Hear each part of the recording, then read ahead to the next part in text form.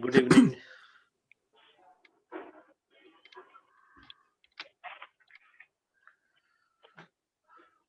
All right, so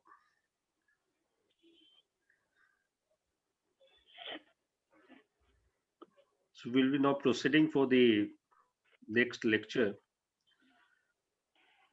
But before that, just wanted to communicate to all of you that this week we'll be ending this economy segment because we're left with only a couple of more chapters, which I believe may be completed on Friday itself at the max.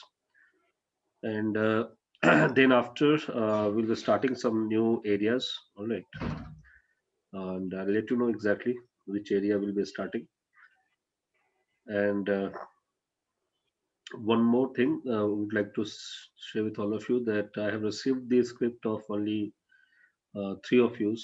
Three of you, in fact, I think Ritika, Nishant, and I think Amritansu. So only these three guys have submitted the script of economy for the main test papers. All right, rest of you have not done it till now. So try to cover the things because now I'll be sharing with you the rest of the test very fastly. So then probably if you are unable to catch up with those test papers, I mean fastly, then it will create a problem for you in terms of your syllabus and completion of your syllabus basically, and that will be again I would say risky affair in fact uh, as far as prelims 2021 is concerned. Fine. So try to speed up your preparation also. And I told you also that you need to study, and then after studying the basics, starting from the NCERT, which we have already discussed in the very initial classes itself. I told you that you need to go through that, and wherever and whenever you face a problem, keep highlighting those sentences, those words where you have lack of clarity and lack of understanding, and keep asking those areas from the respective faculties because you have the numbers, especially of geography. Then politics are also all right, and of course my number is also there with all of you. So you need to speed up your process, speed up your preparation. In fact, that is actually my concern. Fine. So start speeding up the preparation. Fine. And let us now start with the today's class. See, in the last class that we actually have had on 2nd of February, I discussed with all of you the third important dimension of the macroeconomic policy reform. And under that macroeconomic policy reform, I did mention to all of you that there were three important segments, starting with the monetary policy reform and then followed by fiscal policy reform, and then, of course, external sector policy reform. So we were discussing about the external sector policy reform in our last class, where I explained to you the basic concepts which are very essential for understanding this particular chapter, because those words, those terms that we discussed, especially in the context of the FDI, FII, FPI, etc. So those words are, of course, are needed to be understood before you proceed further. Fine. And in the context of that only, today we have to proceed further since we have already discussed about those basic nuances of the external sector policy reform in the context of FDI, FII, and how do we receive this all concept of foreign investment in our country. So we have already discussed that aspect. Fine. Now today we'll be proceeding further. And one more thing, I mean, of course, when I ask you that you should raise a question after the completion of my lectures or my class, whatever, you should try to raise your questions at that moment only. Because at times, what will happen, since now I'm highly engaged. Let me tell you one thing. I'm highly engaged these days now. All right, I'm back to Delhi, and since all the classes have started, so therefore you need to raise your queries after the class itself. All right, and if at all in between you get some query, you can simply send me the pics of those issues, and whenever I get the time, I'll reply to you.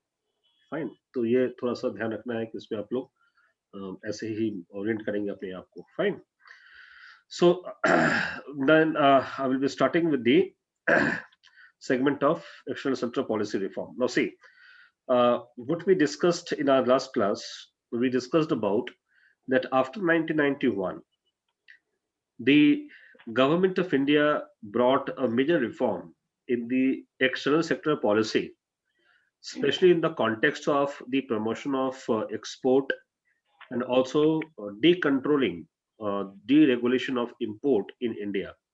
I told you in the last class itself that before 1991, our approach was, or the government of India's approach was, to substitute import. So we were following an import substitution policy. And the precise reason behind that, which I already mentioned to all of you, it was primarily because of low or the very poor status of India on the foreign exchange. So India didn't have a huge foreign exchange, and therefore the government of India had to follow an import substitution strategy, which actually backfired. I mean, we have already seen that because you can't stop import. I mean, there are certain things that you can't produce. You don't have that resource, all right. And since you can't produce, so you are forced to import it. And especially the very first F was, I told you, fuel. So of course we don't have the huge resource of fuel or fossil fuel. All right. So therefore you can't restrict the import of fossil fuel in your country, isn't it? So exactly in the same way, the other F was also responsible behind that. That is fertilizer and food. So we kept on, importing all these items along with the capital goods as well, because India didn't have the big machines or the big factories to manufacture machines or tractors or let's say the automobiles initially. So obviously these items, of course, kept on importing in India, and this is the reason why finally we faced a problem of the foreign exchange crisis. That was a foreign exchange crisis which compelled India to go for reform. Had this crisis been not there, then probably India would have gone for another couple of years more to fight with the economic stress that the Indian economy has been fighting for last almost a decade. Because the problem of Indian economy did not erupt all of a sudden. In fact, let me tell you, the problem of Indian economy was not a sudden emergence in 1991. It was actually a long drawn process. It was basically the flawed on the part of India's own policies, which actually finally culminated into the economic crisis of 1991. Fine. So you have to understand that कि ये 1991 में ही problem नहीं थी या आई नहीं थी, ये पहले से चल रही थी। तो धीरे धीरे ये मतलब क्लब करते करते करते करते फाइनली इतना बड़ा बड़ा प्रॉब्लम हो गया भारत के लिए कि अब उसके पास कोई उपाय नहीं था एक्सेप्ट रिफॉर्म करने के लिए और एक्सेप्ट आईएमएफ के कंडीशंस को साइन करने के लिए. So the idea was that in this way finally India went for economic reform, and I told you that in 1991 economic reform was a crisis driven reform. It was not a consensus driven reform. It was a crisis driven reform, not the consensus driven reform. Now, what do you mean by this crisis driven reform, not the consensus driven reform? See, crisis driven reform, it is in the context of that India was facing the problem upon the macroeconomic stabilization measures. India was having the instability upon the macroeconomic indicators, be it inflation or the fiscal deficit or the, let's say, the even the current account deficit. So India was having the problem of even twin deficit. Twin deficit means the fiscal deficit plus current account deficit. So at one hand, India was having a heightened inflation, a double digit inflation. On the other hand, India was equally facing the challenges of twin deficit. All right, twin deficit includes both fiscal and the current account deficits. Fine. So the point was that India was having this crisis in 1991. Therefore, India went for the reform. India did not choose the reform. it was forced upon India. Let me tell you, India did not choose the reform, rather, it was forced upon India by the international monetary agencies, especially the IMF. Fine. And then finally, India adopted and accepted it. Fine. When I say it's not a consensus driven reform, in other words, it was also not done on the basis of the consents taken by the central government from the state governments.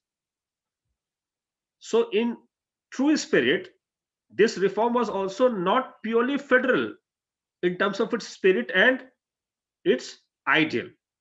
Because here the central government did not take the consent of the state government before bringing the economic reform in 1991. So, in nutshell, if there's an argument which support today that India should have consulted also the state governments before bringing the agriculture reform, of course, this argument gets defeated if you see the background in which 1991 economic reforms were undertaken. So, therefore, it was not a consensus-driven reform. All right. So, in nutshell, what we see when it became a consensus-driven reform, it was only after 2000, 2001. Now, after 2001, the government of India started the procedure of bringing the state governments also on the same platform. All right. And then afterwards, whatever reform that we see, especially in the context of, let's say, the legal reform, the labor reform, the environmental reforms, etc., these all reforms were undertaken only on the basis of the consensus of the states. Fine. So, in nutshell, India actually had gone for the total reform era since 1991 till today. How? Let me tell you how. Now, I'm sharing with you the green screen.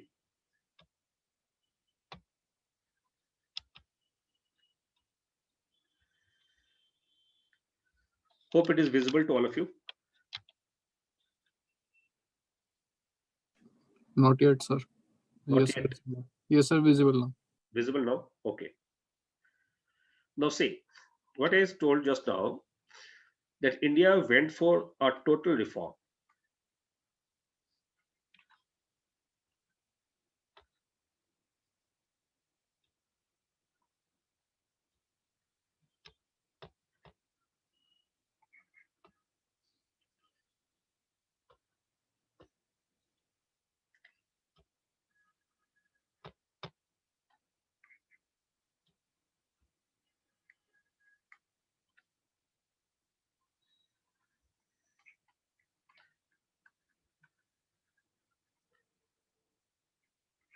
Now, see, what was this total reform from 1991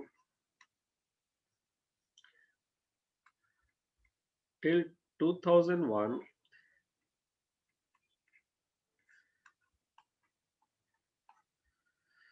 So, see, this was the first generation reform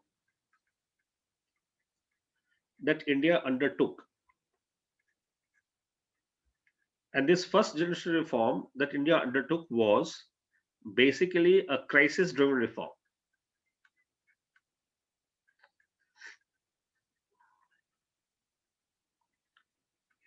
Fine. But from 2001 onwards, India entered into the consensus driven reform. Now, here in the crisis driven reform, the focus was primarily upon economy, and here it was mainly upon macroeconomic indicators.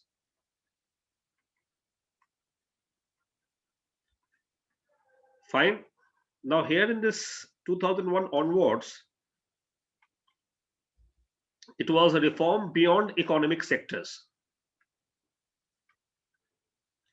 That is, the legal reforms, environmental reforms, labor reforms, etc. So this was done here. It is called as second generation reform. Now, what the reform that has been taken in field of agriculture now, it is actually a part of third generation reform. Third generation reform, and here it is a reform done on the basis of choice. All right, so choice-driven reform. It's a choice-driven reform that took place in India. Now, see, I mean, this first, second, and third generation reform total, in totality, it is called as total reforms. Total reforms in the Indian economy. Fine. So what we see that from 2001 onwards, that reform that we also introduced in the field of, let's say, FDI, and even in the field of FII, or in the field of, let's say, foreign borrowings, it was also done on the basis of the consensus among the states with the central government. That is how we define the concept of total reforms in India. Fine. So see, this is a basic concept, because the question can also be asked to you in the context of the differentiate between the second generation reform and the first generation reform. All right. So this word, actually you have to remember that this actually is a word that has been used by various economists in the world. All right, regarding the first, second, and third generation reforms. Fine. So this is how we have to understand. So in this context only, now we have to examine the reform in the area of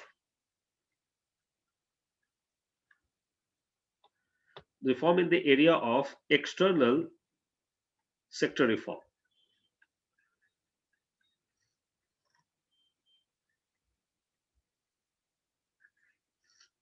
Now see here, we have already discussed about the external sector reform, especially in the context of the concepts like BOT, BOP. We have discussed about it.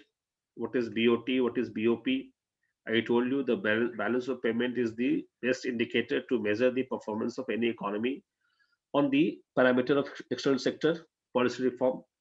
So, of course, this was a problem for India, and because of the excess of import or over import and less export of goods and services, India actually was facing a problem of current account deficit. That is called as CAD, CAD problem. All right, current account deficit simply indicates lack of foreign exchange to support your import liabilities.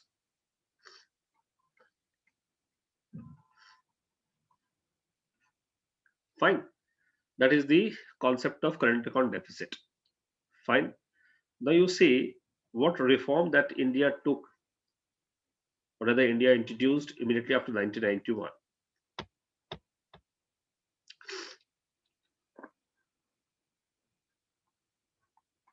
India had to go for the current capital account convertibility. Now, what is this all about? Let me give you an idea first of all, then I'll come to this. These are technical words. Say, before 1991, what used to happen in India when you used to, let's say, export the goods once from Indian economy, the goods were exported. In lieu of this, the exporter used to receive the money in the form of dollar. All right. So whatever goods were exported from India, India used to receive the money in the form of dollar. That is one thing. Fine. Now this dollar used to come into the account of any bank, in fact. Fine. Suppose I give you an example to understand it clearly. Suppose Tata. Now Tata has exported, let's say, salt only to any country. Fine. And Tata has received in lieu of this $100. So Tata must be having a bank account within the country, within India. this dollar must have been credited into the account of Tata, which is there, let's say, in the State Bank of India, SBI. Fine. So Tata has got this much of dollar. Now this dollar will be not received by Tata. Rather, this dollar will go into the account of the government, or in other words, RBI. And whatever rate the government will decide about this particular dollar, or let's say government has decided $1 is equal to rupees 18. All right, it's a government decided rate. So what would be done? $100 would be multiplied by rupees 18, and then 1800 rupees would be credited into the account of Tata in this bank.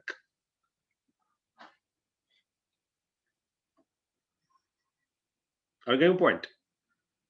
So see, I mean, this is what was a controlled regime, controlled monetary regime that was functional in India. So here, dollar was not coming into the account of any particular industrialist or any particular individual. It was going directly into the bank, and finally the bank had to convert the dollar at the government decided rate. There was no any market decided rate. This is called as a controlled exchange rate system.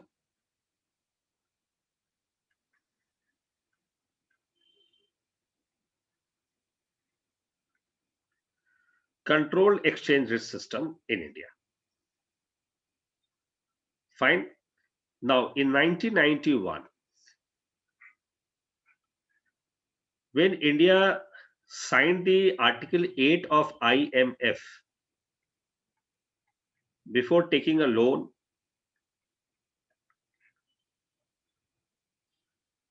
India signed it. As per this Article 8 of IMF, India has to, or rather India had to change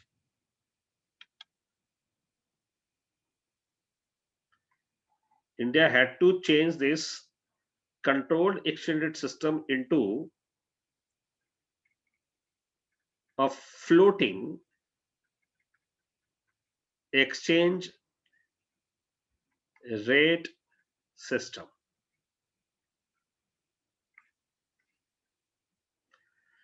Now, this was the provision of Article 8, that India will be asked to change towards this floating exchange rate system. And what was this floating exchange rate system? It was free flow of foreign capital inside and outside the country. Inside and outside the country. In other words, the government of India will not control the rate, the exchange rate. That what would be the exchange rate? It will not be decided by the government of India. Then it will be decided by the market forces. That is demand and supply forces. So the floating exchange rate system was a decontrolled exchange rate system. Completely decontrolled exchange rate system. Now, it was a difficult choice for India. Let me tell you. So, Indian government requested the IMF that don't force us to go for a floating exchange rate system immediately. We need some time. We need some time, and we will convert our exchange rate system to the floating exchange system in a gradual manner, not a sudden decontrol. So we will go for a gradual manner. American economy is an example of floating exchange rate system. Singapore economy is an example of floating exchange system. Hong Kong is an example of floating exchange rate system. South Korea is an example of floating exchange rate system. Japan example of floating exchange rate system. So you have these economies in front of you which actually follow the floating exchange rate system. But India said, no, we can't do it right now because we have serious issues with our economy. So India requested IMF to give India a special treatment here, especially in the context of moving from controlled exchange system to floating exchange system. Then IMF allowed, permitted, and India adopted a managed floating exchange rate system. Now see, India adopted a managed floating exchange rate system, which means, yes, there is a free flow of foreign capital inside and outside the Indian economy, but it is not without any control. It is not without any monitoring. It is not without any knowledge of the government.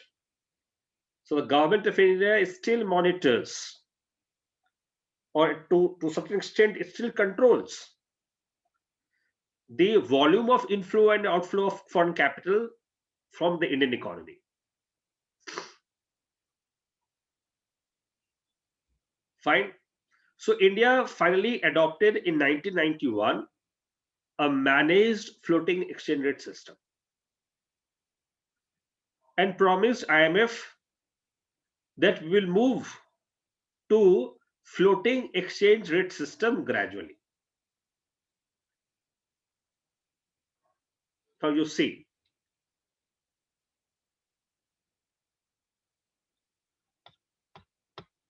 what India did, India adopted managed floating exchange rate system in 1991. Fine. India promised that yes, India will move to a floating exchange rate system gradually. Fine. How? Let us see how. First of all, India will enter into, in 1991, 1992, a reform in the field of EXIM scripts.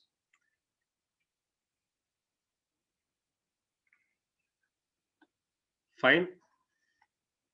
Then in 1992, 1993,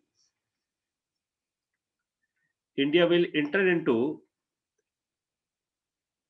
the reform of LUMS. Then in 1993, 1994, India will adopt trade account convertibility. Then in 1994, 1995, India will move to a partial current account convertibility.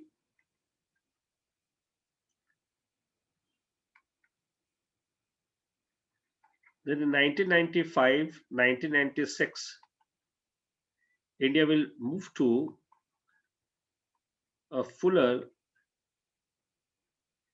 current account convertibility. Then in 1996, 1997, India had to move to the next stage, but the government of India constituted a, the most famous committee named as Tarapur Committee, SS Tarapur. So SS Tarapur Committee was constituted because now India had to move in this year from 1997, in fact, towards capital account convertibility.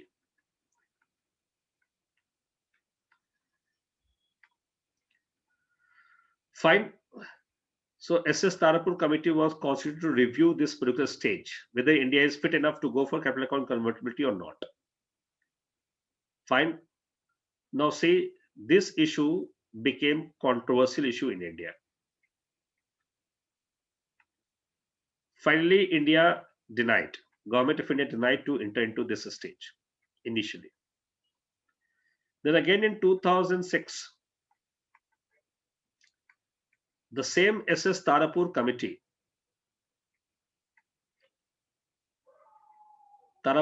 was again reconstituted. That is second. The first one is here. This one was second Tarapur Committee. The SS Tarapur Committee was again reconstituted, and it gave a recommendation in favor of fuller capital account convertibility. So it gave a recommendation in favor of fuller capital account convertibility. Again, India denied. India denied, or India said India is not prepared to go for fuller capital account convertibility right now. In fact, Government of India denied. Fine. So again, Government of India has the same opinion. Now in 2008,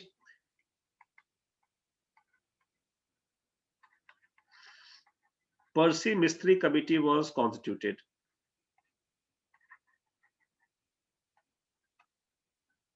To review the fuller capital account convertibility. It again recommended in support of fuller capital account convertibility. But India again did not accept it completely. Fine.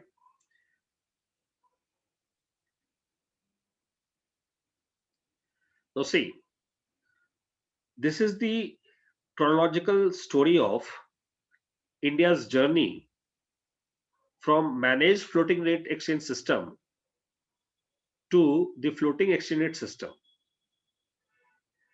Let me tell you, the moment India accept this, that is what we call it fuller capital account convertibility, India will be a part of floating exchange rate system.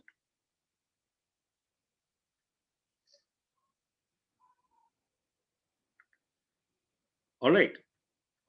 The moment Indian economy, or rather the government of India, accept the floating exchange rate system, automatically India will accept the Article 8 of IMF completely. Currently, India is in between of managed to floating exchange rate system. So currently, India is in between the two extreme stage of managed and floating exchange rate system. So what is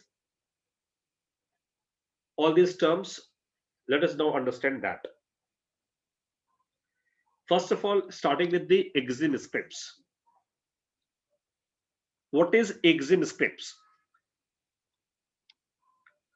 See, EXIM scripts is basically the export import scripture. The short form is EXIM scripts. It is export import scriptures. The scriptures are the documents, the government certificates, that is scripture. Now, what is this?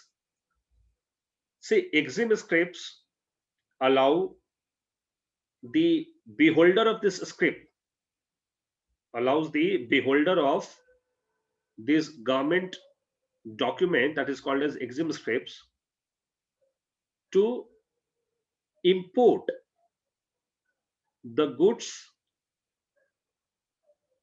worth of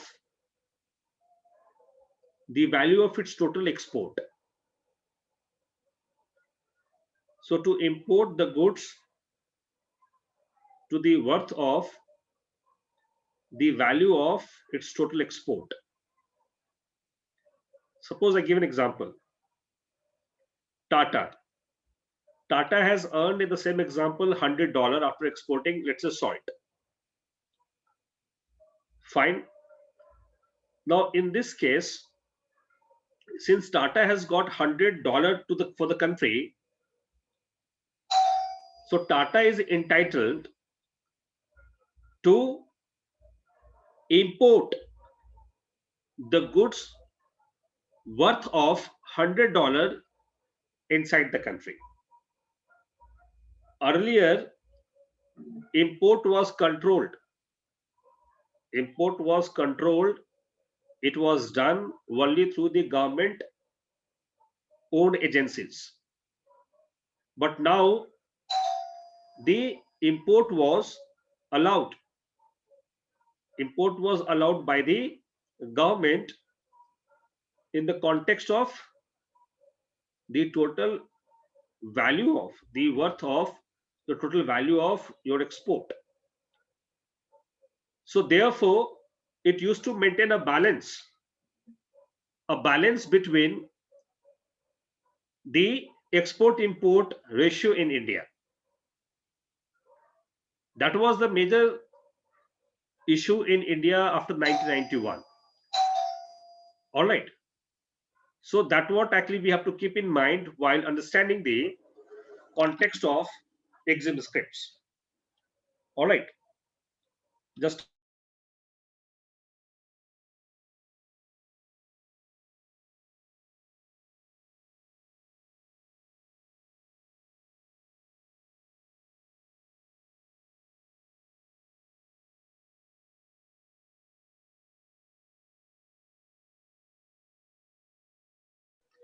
so now you have understood that what I was trying to explain to all of you, it was in the context of the total value of your export. Whatever you used to export the goods and services, in the context of that only, the value of that only, you were entitled to import in India. So suppose I have exported the goods worth of $100. So I'm entitled to import the goods to the tune of $100 only in India.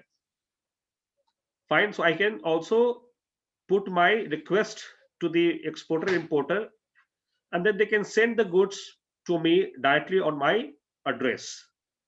Earlier, it was not allowed. Earlier, it was not allowed. It was allowed only via the government agencies. तो ये एक तरह का नया freedom था. पहले क्या होता था कि suppose Tata wants to import. I give you real example. I give you a real example of Narayan Murthy. Now, Narayan Murthy has started his Infosys in early 1980s. And Narayan Murthy, he himself writes in his book that when he ordered the especially produced computers at that particular point of time was done in America, and when he ordered the Pentium 1 computers from America, he had to approach MMTC or STC, because MMTC and STC were the entitled agencies in India to import those goods inside the country. I mean, Narayan Murthy can't order the Pentium company in America to import those goods. Narayan Murthy had to approach, of course, let's say the STC or MMTC before importing those goods into India. So what he writes, he says that he ordered Pentium 1 in 1986-87 from America via MMTC. It took more than a year for MMTC to process the request, and then finally bringing those products from America. Now, by the time the products came down to Bangalore, to India, the entire computer world had changed in American market. They had shifted towards Pentium 2 computers. Pentium 1 was an obsolete system. Now he had to order Pentium 2 because Pentium 1 was not going to sort out the issues regarding the software industry. So again, he was having this particular fear that by the time he will order Pentium 2, America will shift to Pentium 3. So that was the problem in India's export-import market. At least this EXIM script allowed people like Narayan Murthy to import the goods immediately on its own without approaching the government PSUs dealing in export-import market. Fine, that is an example, real example I'm sharing with all of you. So exactly the similar way, you need to understand that EXIM script was offering the same thing to the country, but that was the biggest reform initially in 1991-92. Then came the next reform, that is called LERMS. LERMS stand for Liberalized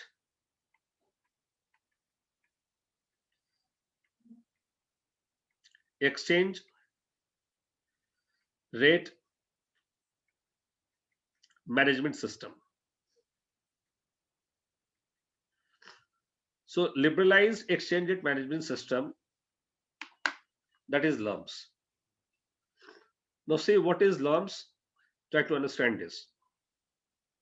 For the first time, the government of India brought one freedom to the exporter and importer, and that was in the context of exchange of foreign currency. Because I told you, exchange of foreign currency was controlled in India before 1991. But for the first time in 1992-93, LERMS was introduced, under which, for the first time, the government of India announced to bring a day control policy on exchange rate system in India in 60:40 formula.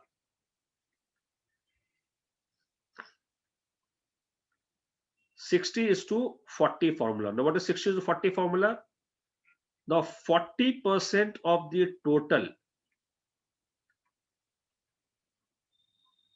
earning in the form of foreign exchange will be converted at the government decided rate, and rest 60% at the market rate. Now see the same example that I've given to all of you. Tata. Now Tata has earned $100, suppose. Fine. Now for the first time, out of this $100, Tata got the freedom to convert $60 at the market rate, and rest $40, which was compulsory, at the government rate. And the government rate of exchange rate was always lesser than the market rate. So suppose, same example, if $1 is equal to 18 rupees decided by the government, so this $40 will be converted into per dollar 18 rupees, and the market will be always higher than the government rate. Let's say it is 20 rupees per dollar. So 20 rupees will be exchanged in lieu of $60 per dollar out of the 60. Fine. Now this is a new freedom for Indian exporter importer in for the first time. Earlier it was completely done by the government कि जितना होगा वो सरकारी rate पे ही आपको मिलेगा. लेकिन पहली बार कुछ ज्यादा मिलना शुरू हुआ इंडिया के एक्सपोर्टर इंपोर्टर को. That was at the market rate. That was LERMS. Fine. Then came trade account convertibility. Now see, one thing you have to keep in mind always, this word convertibility refers to an idea of always at the market rate.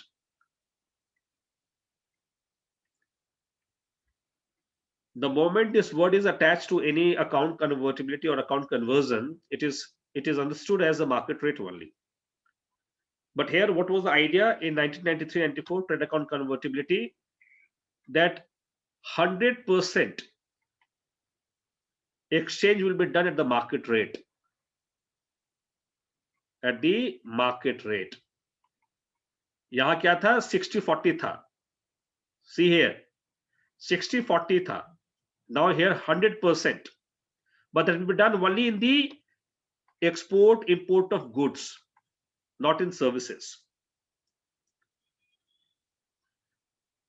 So trade account convertibility allowed Indian businessmen, Indian import exporters to get their entire earnings in the foreign exchange to be converted the market rate, which used to be always higher than the government rate. So 100% conversion was allowed for the first time in the trade account convertibility, but limited to only trade account, not the services. Fine. Then in 94-95, partial current account convertibility was allowed. And here what was done? Same formula was applied. 100% for the goods, but 60-40% for the services. So goods and services जो भी आप यहां से export करेंगे, goods पे तो आपको 100% convert हो जाएगा मार्केट रेट पे पैसा आपका, लेकिन सर्विसेज पे अभी भी 60-40 रेशो लगेगा. चलो कोई नहीं, ये भी बहुत बड़ा रिफॉर्म था. इससे पहले तो 100% सर्विसेज पे सरकारी रेट पे ही आपको कन्वर्ट होता, लेकिन पहली बार सरकार ने आपको फ्रीडम दिया कि 60% तक आप कन्वर्ट करवा सकते हो. That's a very important development in India. Then you say 95-96 fuller current account convertibility was given, which means goods and services fully convertible at the market rate, no government control.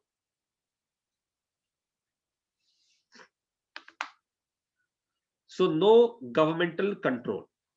It will be fully converted at the market rate. Fine. Now that was done in the year 95-96. Fine. Now the question was regarding the capital account. Now see, for this again I would have to take you back to the issue regarding the accounting system of the government of India, which I clearly explained to you that the BOP, that is balance of payment, it is maintained at the current account. How? In the context of the import and export of goods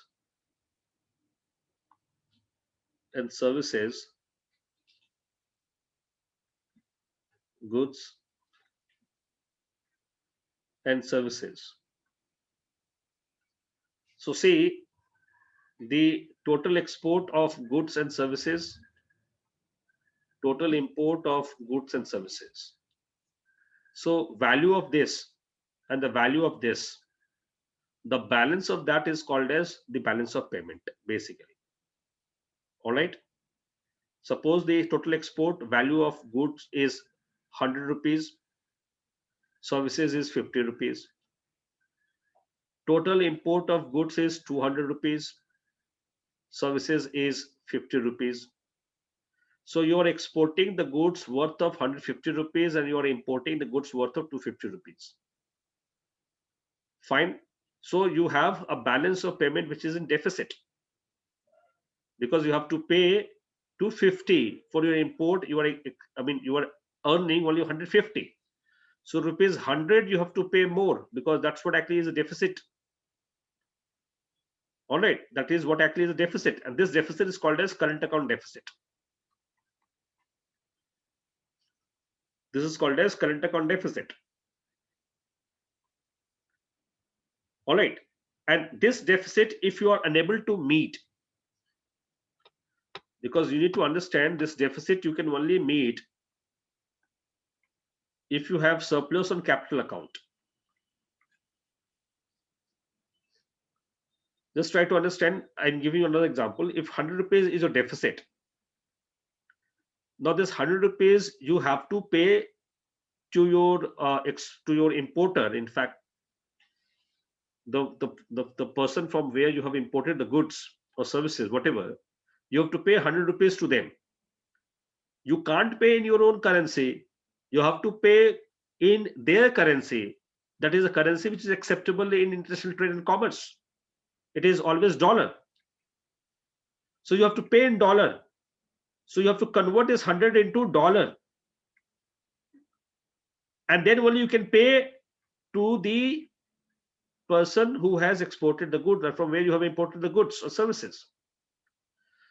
From where will you get this dollar? The lack of dollar is actually called as BOP crisis, balance of payment crisis. So current account deficit, if it is unable to be compensated from this account, then it leads to BOP crisis. Because what is this account? This account is the account of your total FDI, FII, foreign capital borrowings, etc., in the form of foreign exchange, in the form of foreign capital. So this account needs to be surplus. This account needs to be always in surplus, because what you have to understand, in capital account, you do not only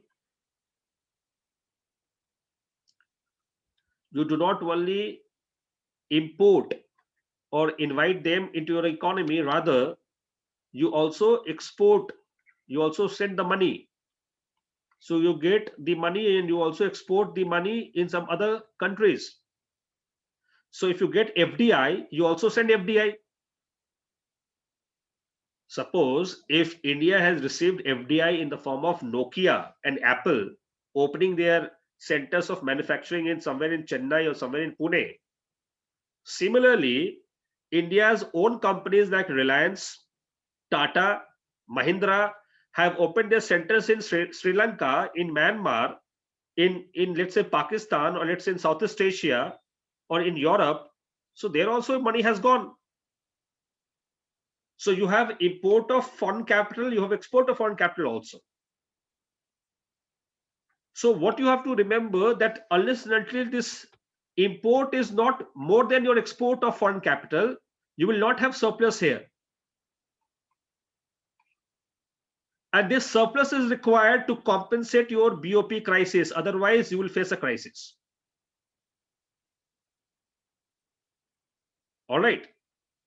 So you need a surplus. On which account? On capital account. For what purpose? For the purpose of meeting your BOP payment crisis. क्योंकि current account deficit अगर है तो इसका मतलब है कि आपको balance of payment का इशू बनेगा. अगर बैलेंस ऑफ पेमेंट का इशू नहीं बनाना है या नहीं बनता है, तो वो तब तक नहीं बनेगा जब तक आपके पास सरप्लस है कैपिटल अकाउंट पे. Fine. For example, suppose the government of India has claimed just a couple of days back that India has a net foreign capital in form of credit. India has foreign exchange currently to the tune of 590 billion US dollar. Government of India has claimed just a couple of days back that India has 590 billion worth of foreign exchange currently. So it simply means India has a net surplus of foreign capital right now. So therefore, there's no any worry of any possibility of BOP crisis. So India will not go for begging money or begging for foreign capital, foreign exchange in front of IMF or in front of, let's say, America, or in front of Europe. India has sufficient foreign capital, even going by the Gujarati Greenspan rule मैंने बताया था आपको इससे पहले वाले class में. What was Gujarati Greenspan rule? If you remember that, Gujarati Greenspan rule क्या था ये? Anyone?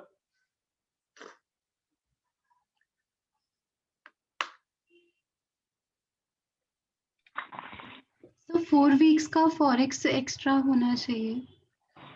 So we should have the foreign exchange, surplus foreign exchange for more than a month, in fact. All right. So that much of foreign capital should always be there as a reserve with any country, so the country will not face any macroeconomic or instability, in fact. Fine. So that is the Gujarati Greenspan rule. So India has sufficient foreign exchange, which is fulfilling much beyond the international principle or international economic principle of Gujarati Greenspan rule.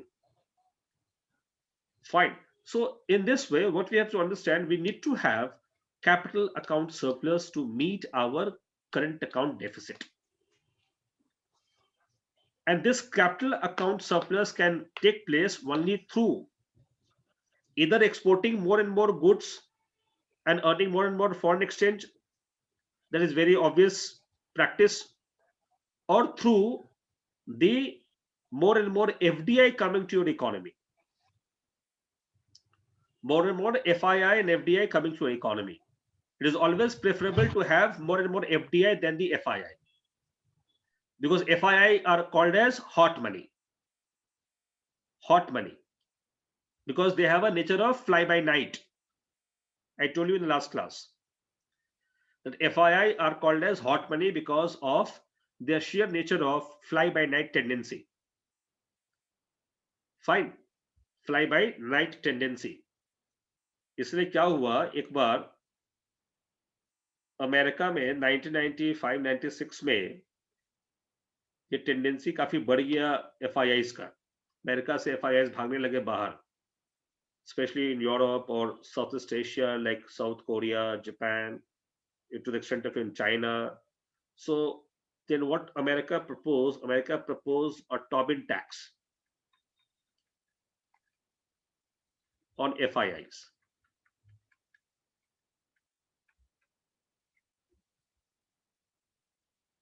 All right.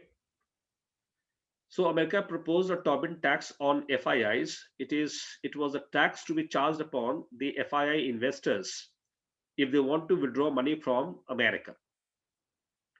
If they wanted to withdraw money from America, they will have to pay a tax, and then they can withdraw and they can send the money anywhere in the world. It was a practice, or it was a ploy, I would say, to bring deterrence or to discourage the FIIs to withdraw their investment and to, let's say, to siphon off their investment to any other country in the world. Fine. So this practice had to be checked. That is what Tobin tax was proposed. A similar tax was also discussed by India to be introduced on FIIs. All right. For example, let's say long-term capital gains tax. Long-term capital gains tax, the government of India had imposed, or rather had proposed to impose since 2018-19. Now it also discouraged the FIIs to come to India. All right.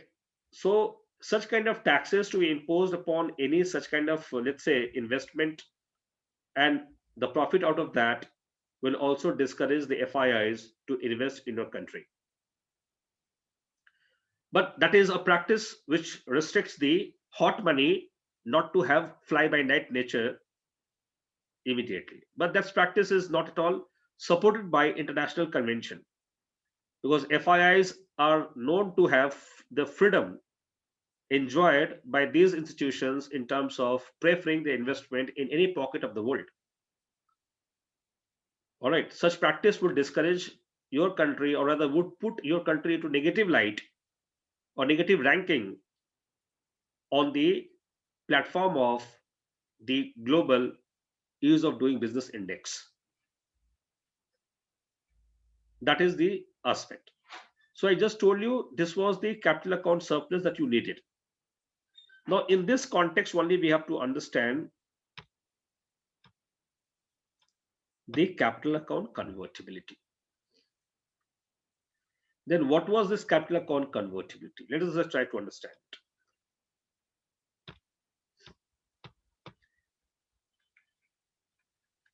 Capital account. Sir, is that law functional in India?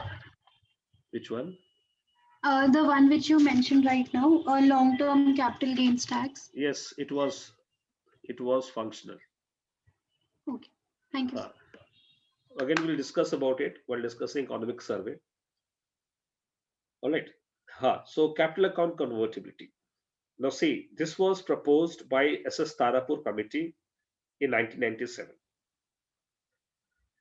Now, what was the issue of capital account convertibility? First of all, let us understand that aspect, then we'll come to the positives and negatives of capital account convertibility. See, what is going to be done in capital account convertibility? Let's just try to understand it. In the Indian economy, under capital account convertibility, the inflow and the outflow of foreign capital will be allowed unrestricted. Foreign capital would be allowed unrestricted, unchecked, uncontrolled.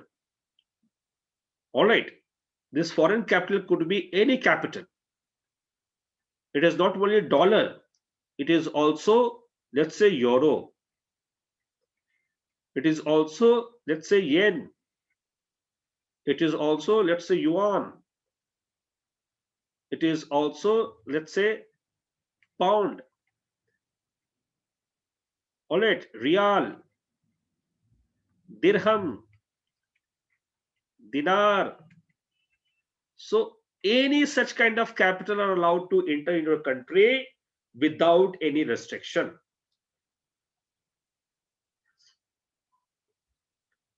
And when you allow it, it is called as capital account convertibility. Because here, if someone is bringing pound in India and the value of 1 pound is equal to, let's say, 100 rupees currently, then 1 pound will give that particular person 100 rupees from Indian market, and vice versa, basically. So in the case of yuan, so in the case of dirham, so in the case of euro. You may have seen in newspaper the today's exchange rate of various currencies. In your daily newspaper, this exchange rate of various currencies are always depicted. Especially if you refer Economic Times or Business Standard, every day you will find out the today's exchange rate is mentioned over there. कभी आपने देखा होगा, नहीं देखा होगा तो पक्का देखिएगा, ध्यान कीजिएगा इसके ऊपर कि आज का एक्सचेंज रेट क्या है, येन का, युआन का, पाउंड का, रियाल का, एटसेट्रा का. तो कहने का मतलब ये है कि this would have been allowed by the government long back in 1987 itself, because that was a logical process. India was moving from the so-called trade account convertibility to capital account convertibility in a very gradual manner. And top of that, SS Tarapur committee also recommended, yes, we have to go for this. Why? Because SS Tarapur committee say it's a fait accompli. It's a fait accompli. You can't stop it. You have to adopt it, because anyhow you have signed Article 8 of IMF. So how can you stop it? You will have to accept it. You will have to adopt it.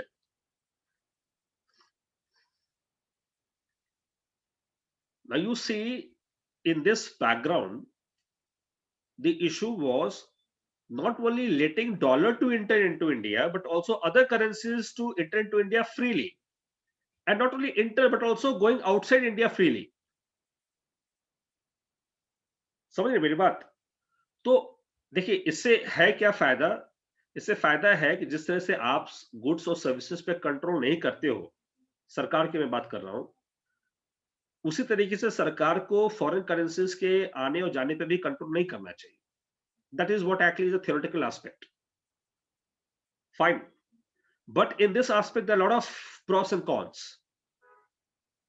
There are various pros and cons, and let me tell you first of all the pros, the advantages. See, the advantage, if you have to understand, you simply see the economies of Southeast Asia. I give you the example of few of the countries of Southeast Asia like Malaysia, Indonesia, Singapore, South Korea, that is in Far East,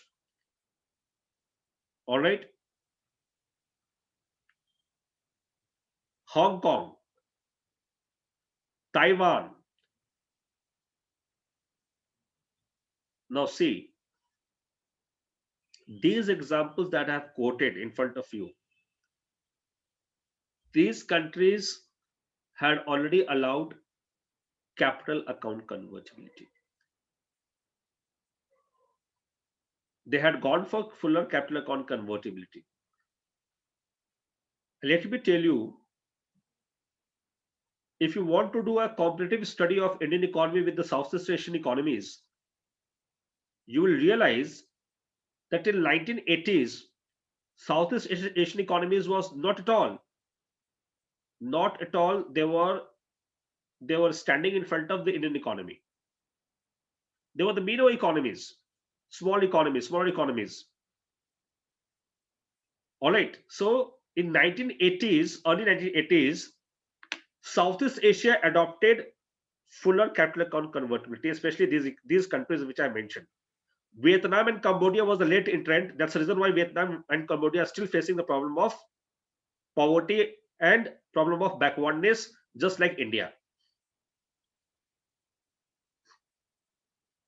But see, other countries of Southeast Asia, except Myanmar, Cambodia, and Vietnam, Brunei, you can leave Brunei because Brunei actually works upon or functions upon the oil economy. But see the other economies of Malaysia, Indonesia, Singapore, Hong Kong, Taiwan, South Korea, and these have been called as powerhouse of Asia. Powerhouse of Asia. And especially the countries like South Korea, Taiwan, Hong Kong, Singapore. Now, these four economies actually have been called as Asian tigers.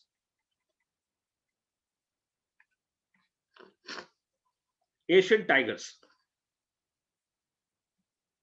Why Asian tigers? Because in 1980s, their economic growth was more than 12% annually. Their GDP growth was more than 12% annually in this entire decade.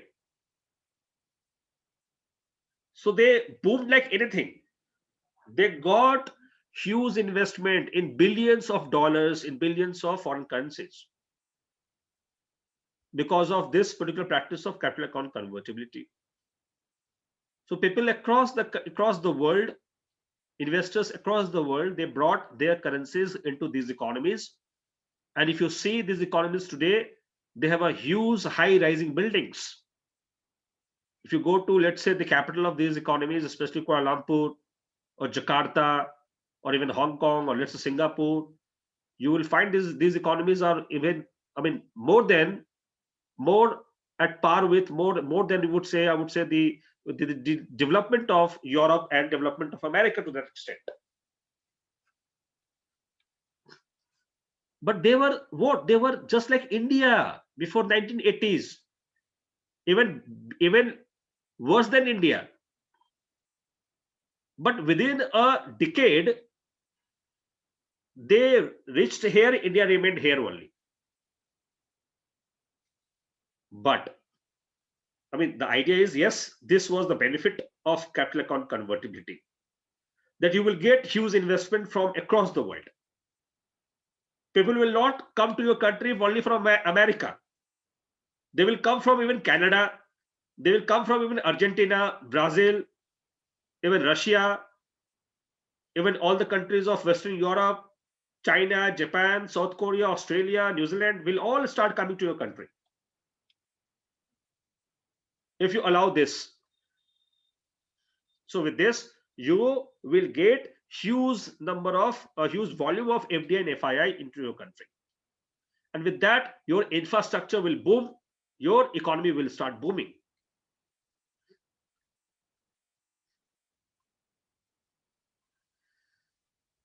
But these Asian tigers, they also failed. So there was also a phenomena of fall of Asian tigers in 1997. The fall of Asian tigers in 1997 indicate कि जब पैसा इनके पास आया तब तो इनकी economy बड़ी अच्छे से बूम कर रही थी. 1997 में the investors, especially I'm talking about the hot money, FIIs started shifting from these countries to the countries like China, countries like Japan, Australia, Mauritius. So obviously, when they started withdrawing their money from these economies, they face a crisis. क्या crisis? जब वो pound लेके आया तो pound आपने क्या किया? आपने उस पाउंड को यूज कर लिया.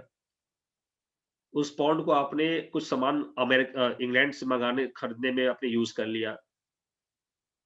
वो दिरहम और दिनार आया तो आपने गल्फ कंट्री से कुछ सामान खरीद के मंगवा लिया. ऑलराइट. लेकिन अब उनको चाहिए उनका पैसा वापस, क्योंकि उनको जाना है अब किसी और कंट्री में. तो पैसा उनको वापस चाहिए उसी दिरहम और दिनार में. So if you do not have very strong banking system, then probably you will be bankrupt overnight. Because the moment they will switch over to any other country, they will demand their currencies in their own currencies. They will demand their money in their own currencies, and you are obliged to pay back. Otherwise, you will be declared as bankrupt country. And that will be suicidal for you, because after that, nothing is going to happen, because your banks will collapse. And once the banks will collapse, your share market will collapse. Once share market will collapse, of course, your entire financial institutions will collapse. Now, the same sort of crisis took place in Asian tigers, in the economies of Asian tigers like South Korea, Taiwan, Hong Kong, and Singapore. Banks of these countries faced an imminent crisis in 1997 when the FIIs started withdrawing in huge volume. Thanks to America, which helped these countries, otherwise this country would have been collapsed. So America came to rescue these countries because of one common ideology that this country was following, that is of capitalism. So America rescued them, and therefore they remained active despite the problem that they faced in 1997 in various banking sectors. America came to rescue them. So finally they were saved. Somehow they were saved. Now see, SS Tarapur Committee recommendation came the same year, that is 1987. और same year में कहा गया भारत को भी आप भी adopt कर लो. तो भारत कैसे अडॉप्ट कर लेता? The how government of India would have adopted it? बगल में आग लगी हुई है और आप कह रहे हो कि मैं भी वैसे ही मकान बना लूं. All right. So obviously the government of India said, no, we can't go for this, because anyhow this is having right now a problem for the economy of India. Just after a year in 1998, similar crisis took place in Argentina. Argentina also went for the fuller capital account convertibility, and it faced the same crisis of withdrawal of money from Argentina.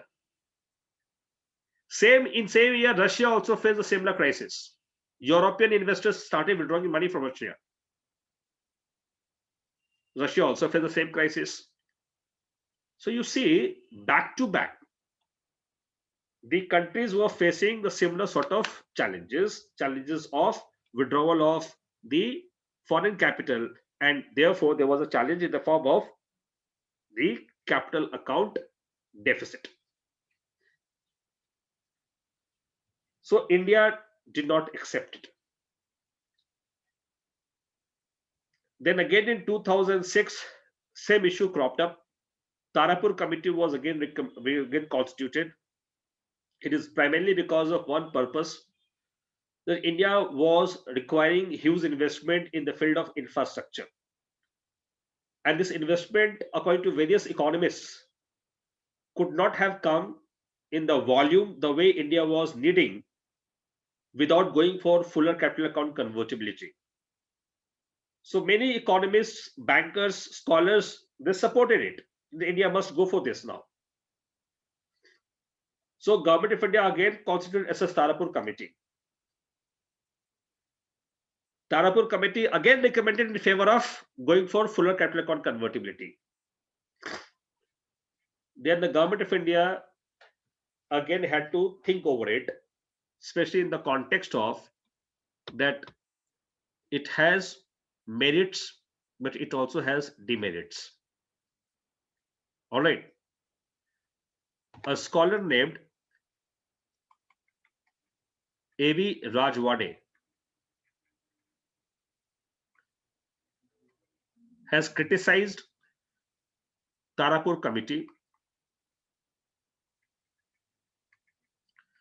and recommended not to adopt fuller capital account convertibility now. Why? He gave the reasons behind that. First and foremost reason was India was still having a very high level of NPAs in the bank. So banks were suffering under high level of non-performing assets. Second, inflation was still not controlled in the economy. Third, fiscal deficit was still hovering around 6%. Fourth, current account deficit was also hovering around 3%. Fifth, there was no any major bank from India which can represent internationally or international structure bank.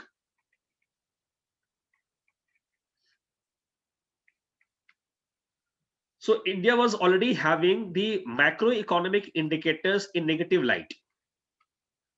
On top of that, the bank and the financial institutions of India was not having any international exposure, international stature. And at the same time, Indian banks were facing the problem of high level of NPAs.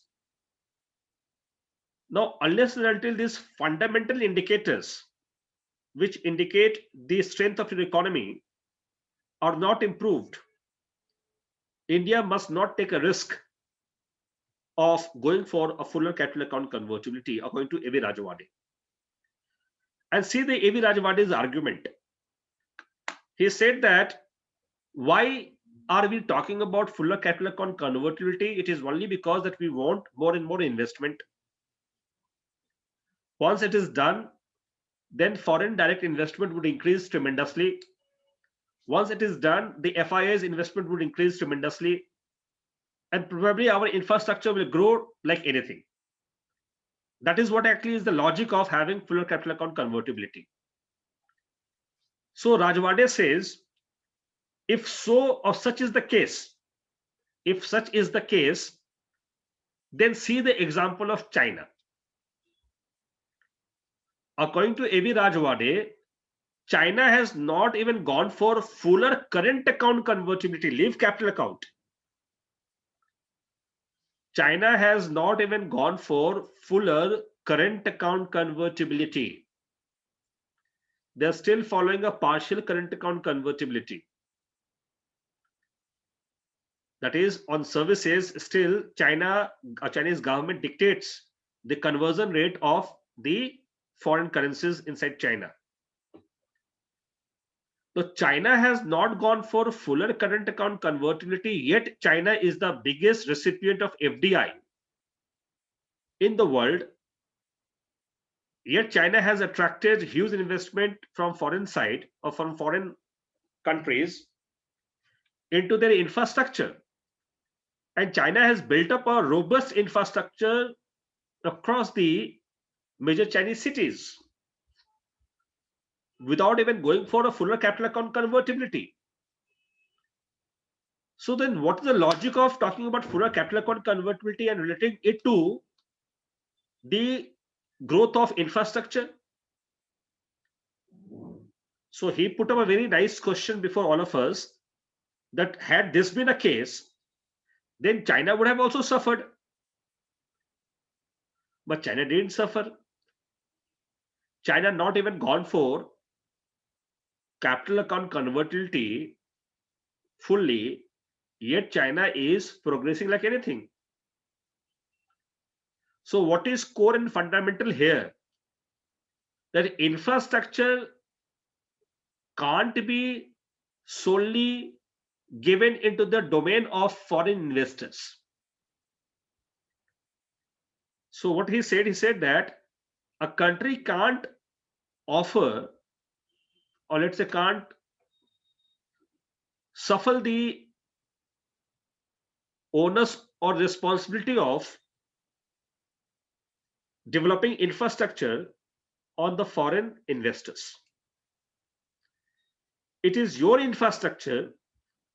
Why will a foreign investor build up your infrastructure in your country?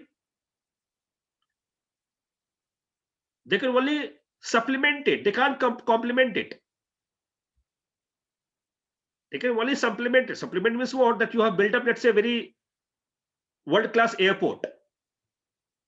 So the foreign investors can build up the world-class 5-star hotels nearby the airport. Are you getting a point? So they can supplement, they can't complement. They can't replace your liability or your responsibility towards infrastructure. And China has done it. So Chinese infrastructure are mainly funded by the Chinese communist governments. And the associated infrastructure inside China has been developed by, or it had been developed by the foreign investors in China. So that example negates the entire logic of going for fuller capital account convertibility for the sake of having huge investment in the field of infrastructure. Now coming back to this issue, that do we need to go for fuller capital account convertibility or not? Now we are not China, that's one thing. We are not a communist government, that's another very important observation. So we are a democratic country and we have already signed Article 8, unlike what China has signed any article with the IMF. So China has not signed Article 8 with the IMF, but India has signed it definitely. So therefore, China is not a fully globalized economy, but India is a fully globalized economy. Because India is a party or member of WTO, permanent member of WTO, unlike what is enjoyed by China. China still enjoys market economic status on WTO platform, which ensures other nations to impose any restrictions on Chinese goods. Once you enjoy a market economy status on WTO, the other members of WTO enjoy a power of imposing tariff and non-tariff barriers upon your import, upon the import from China. And China can't do much on that because China still is not a full-fledged WTO member.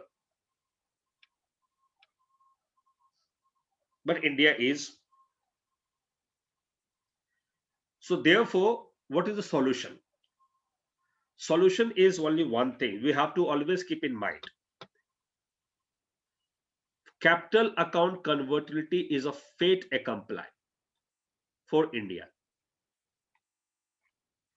Fait accompli means something that can't be stopped, something which is indispensable. So it is a fait accompli for Indian economy. Sooner or later, India will have to adopt it. So it is better for India to delay the process of fuller capital account convertibility and adopt it in sector wise,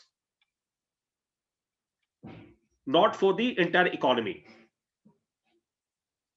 Adopt it in sector wise, where Indian government can liberate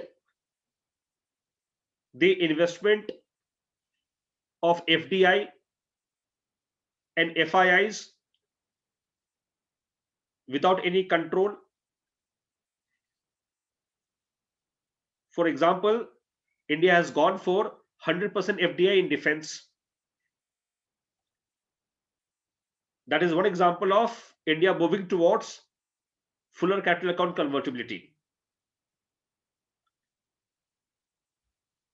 India has gone for 100% FDI in pharmaceuticals. Another example of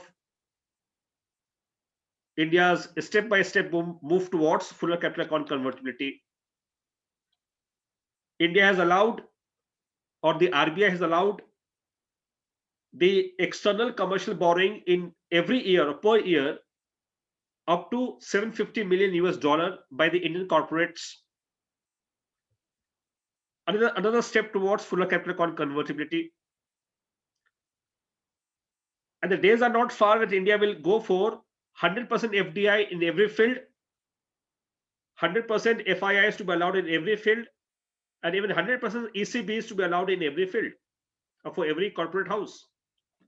But till that date or till that particular phase or that particular point of time, India needs to build up its economy.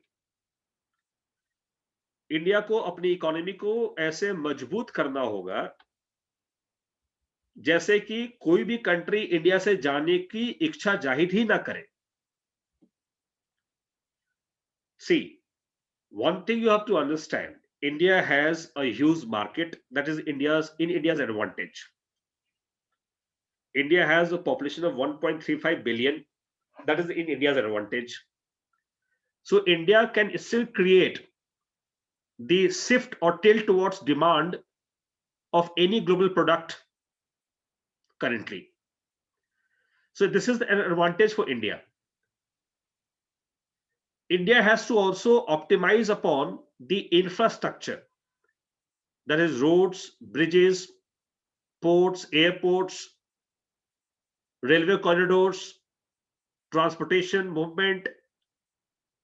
So once these infrastructures are improved, that no country will try to, no investor will try to leave India, because India has cheap labor in the world. India has labor force which can communicate with the global investors in their language, that is primarily English. India has advantage of youth population which can be a major force of consumers for their products. India still is the largest consumer of electronic items, automobiles in the world. So see, I mean, these advantages are always there in favor of India. The only thing India has to do is to build up the robust infrastructure and to maintain a proper law and order. Because infrastructure devoid of law and order will not attract investment. All right. Today they may invest money, but tomorrow if you, let's say, you indulge in any violence. Now what has happened recently, you must be knowing that what has happened recently in Bangalore or Hyderabad, where? Sir, Bangalore Apple plant. So Bangalore Apple plant. So such incidents actually are the blots upon the Indian economy, because these incidents will discourage the investors to bring your investment or bring their investment into the Indian economy. So infrastructure clubbed with law and order and good governance will always ensure India has a potential market and India as a permanent potential market for the global investors. But before that, India has to improve upon these fundamental indicators. And these indicators are like NPS with the banks. We have to create some major banks which must be having international presence. Or like, let's say the bank like HSBC, isn't it? That actually has an international presence. All right, Deutsche Bank, HSBC. So these are the international banks, foreign banks. So India also needs to have some good number of foreign banks. Like let's say even SBI could be one, ICICI could be another, HDFC could be another. That's the reason why I told you they are called as domestically systematic institutionalized banks in India, DSIBs. There's a concept of DSIBs for the banks, DSIBs, which I discussed also. So this DSIBs are, the status of DSIBs are enjoyed by only 3 banks in India: SBI, ICICI, and HDFC. So these banks have the potential to be created as a international banks from India. So once these banks will become very big, then India will be in a position to handle any pressure of withdrawal of this money immediately. Fine. And side by side, India will have to control the inflation, control NPAs, which is still rising, still more than 12%. Then India has to control even the fiscal deficit so that Indian borrowing can also be delimited. All right, which we'll discuss in economic survey class, that borrowing of India has increased tremendously due to the corona pandemic, but it has to be also controlled. Current account deficit has to be also controlled. So once these parameters are improved, then India is open for fuller capital account convertibility. Till the time it is not improved, then India needs to procrastinate the process. Procrastination.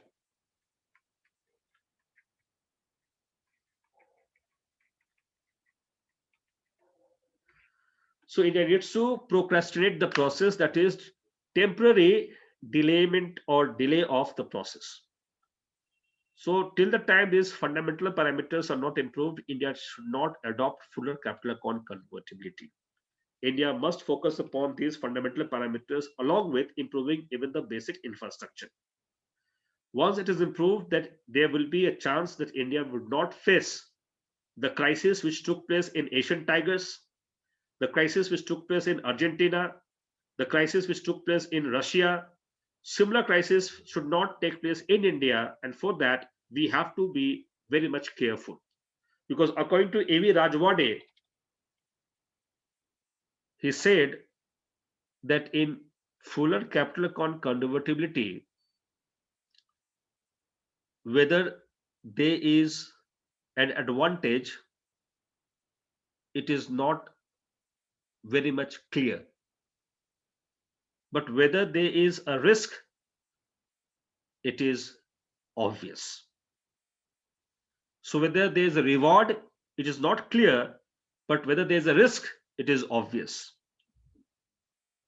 So if you go for fuller capital account convertibility, investment आएगा या नहीं आएगा यह clear नहीं है, लेकिन risk होगा ये पक्का है, ये ऑब्वियस है. So you have to choose very sensibly between reward and risk. All right, that is the concept of fuller capital account convertibility. Fine. So this is the entire concept of fuller capital account convertibility for all of you. This question has already been asked by UPSC, I would say at least two times in the mains. In 1990s, in fact 1997 mains it was asked. Then again in 2007 mains also this question was asked. All right, so that is the importance of this particular topic, that is capital account convertibility. And again, this is being discussed in India because the current government is in a mood to introduce capital account convertibility, but in a gradual manner by opening various economies for the FDI, that too without any restrictions. Fine. So that is the understanding of capital account convertibility for all of you. Fine. Sir, could you Huh. please repeat the RBI point of external borrowing 750 million? RBI is the whole and soul in charge of allowing the borrowings of Indian corporates per annum up to $750 million. All right. So even the Indian companies are allowed to borrow the foreign capital, but up to $750 million per annum. That is the upper limit. Beyond this, RBI does not allow the Indian companies to borrow money. That is a check in the context of that if you allow the corporates to borrow money, tomorrow what can be possibility?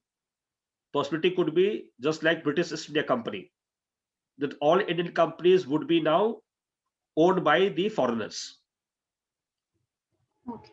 So Indian companies will lose their sovereignty, their control over the companies because of this borrowing, and finally they will fall in debt trap. Fine, that is the point. Thank you, sir. Yeah. Any other question you have, you can ask. Then we can conclude today's class. Sir, sir, I wanted to ask a question regarding the Future Group and Reliance deal. So, sir, the Amazon had dragged this deal to Singapore arbitration. So, sir, Right. I have two questions, sir. What is an emergency arbitrator? And the second question is, sir, is India adopting the right path by putting a stay? Because I think that we should respect the international order, rules-based order. See, I mean, this issue that is future group companies selling their entire assets to Reliance has come under controversy because of one fundamental reason, and that is precisely that they had already allowed Amazon to invest in future group. Fine. So Amazon had already brought huge money, which has already been invested in future group in 2018-19 itself. Fine. So their money is already there in future group. That's one thing. Now, since Amazon was doing the online marketing in India and trying to spread their wings in India, because of any XYZ reasons, Future Group has sold the entire assets into the hand of Reliance. So therefore, it was a rightful thing for Amazon to challenge this particular merger, or let's say the buying of Future Group by Reliance in the court of arbitration.